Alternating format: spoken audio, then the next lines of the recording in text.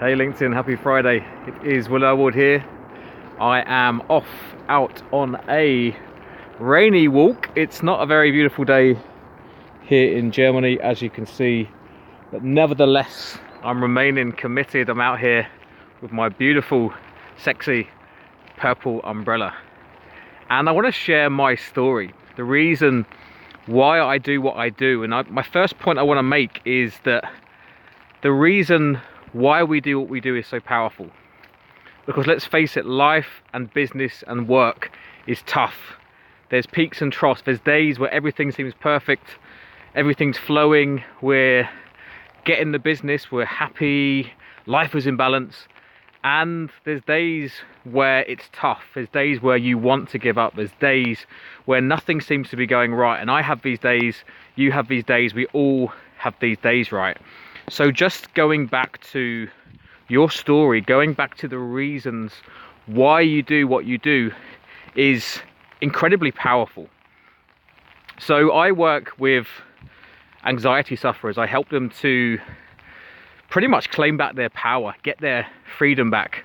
Because let me tell you, anxiety really robs you of your peace of mind. It really robs you of your confidence. There's a really interesting relationship between anxiety and confidence. These are the two areas that I really help my clients. As the anxiety levels go up, our confidence goes down because we talk ourselves into believing that we're not responding as best we can, which of course robs us of our confidence.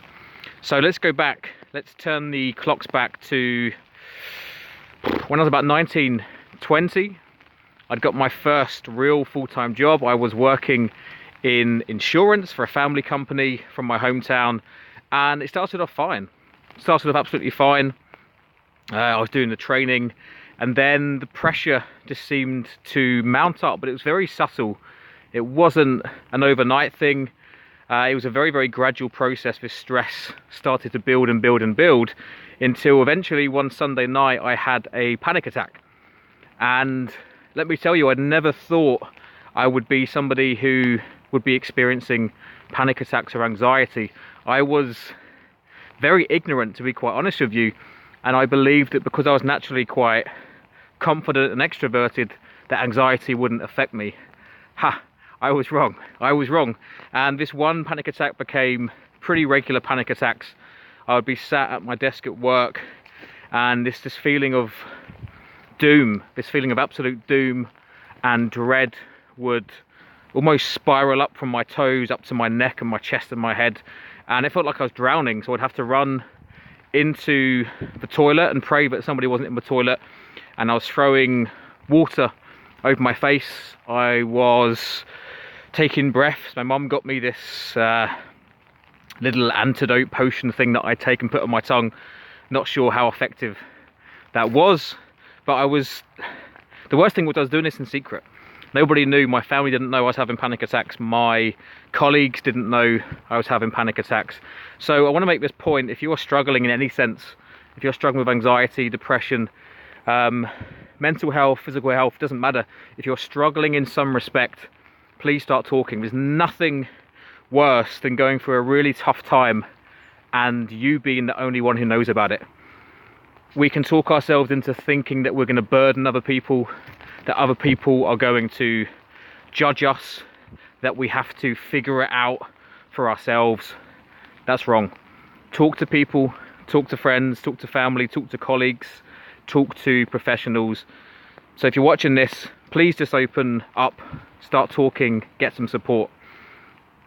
So these panic attacks became pretty regular, and then it became quite general. There was just a higher baseline of anxiety for me. So I sort of woke up one morning and realized that I was responsible for this. Now, the word responsibility literally means our ability to respond. It doesn't mean blame. I wasn't to blame, or it wasn't my fault that I had anxiety. A lot of things are outside of our control, right? But we are responsible. We do have a responsibility, an ability to respond. And I woke up one morning and realized, like, okay, I have to do this. You know, if I've created this in some respect, if this is my reality right now, there's something that I have to do to get better, to feel calmer, to get my confidence back, to become more fulfilled. I was really quite down as well at points. So it was a very gradual process over a series of years. It involved a lot of soul searching. It involved a lot of changes, taking control of my finances. One thing I did was go off traveling to New Zealand. So I booked a one-way ticket to New Zealand. I had, I think, about £200 in my pocket.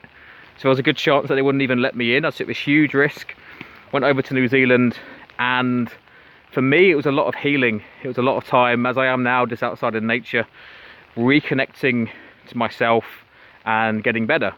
And I am better. I'm really pleased to say my confidence has returned.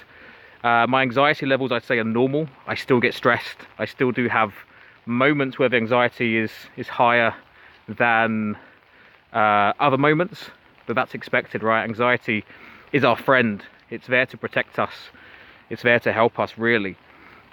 Now, nowadays, I work with clients all over the world. I work with people in over 40 different countries.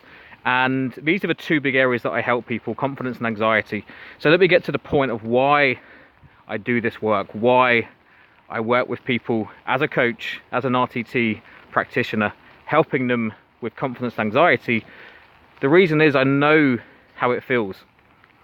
I know how it feels to wake up and look at the day ahead and just feel absolute dread and panic. I know what it's like to constantly be beating yourself up in your head and to have a really bad relationship with myself. I know what it's like.